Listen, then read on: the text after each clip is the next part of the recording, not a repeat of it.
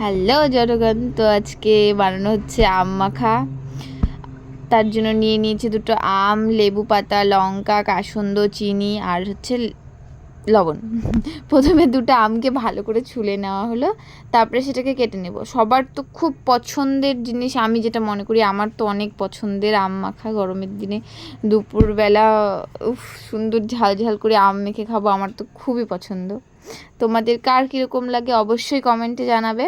তো তারপরে একটা বোলের মধ্যে লঙ্কা আর লবণ নিয়ে ভালো করে মিক্সড করে নিয়েছি। তোমরা অনেকেই হয়তো শুকনো লঙ্কা পছন্দ করো, আমিও পছন্দ করি। শুকনো লঙ্কা দিয়ে মেখে খেতেও খুব ভালো লাগে, আমার তো অনেকই ভালো লাগে। কিন্তু এখানে বৌদি বললো যে কাঁচা লঙ্কা দিয়ে খাবে, শুকনো লঙ্কা খেলে পেট জ্বালা করে অনেকেরই, আমারও করে, কিন্তু আমারও তাও ভালো লাগে খেতে। তো অনেক দিন থেকে কিছু একটা ভিডিও পোস্ট করব ভাবছি, কিন্তু কি করব জানি না।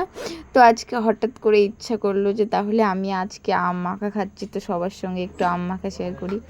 তো কাঁচা লঙ্কার সঙ্গে লেবু পাতাটাও ভালো করে মিক্সড করে নিয়ে আমগুলো বোলের মধ্যে নিয়ে সেটাকে এখন লবণ আর চিনি দিয়ে ভালো করে মিক্সড করে নেবে। তার আগে বৌদি লঙ্কা আর হচ্ছে লেবু পাতাটা মিক্সড করে নিল।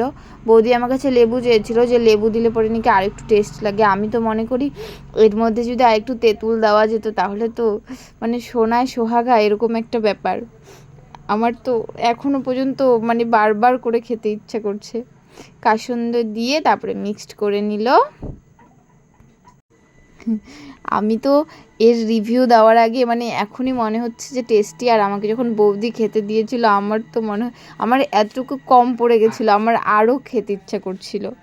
আমি অনেকটা খেয়ে নিয়েছিলাম, এই যে যতটুকু প্লেটে আছে এর থেকেও বেশি খেয়ে নিয়েছিলাম। তো বাই, সবাই ভালো থাকবে, টাটা।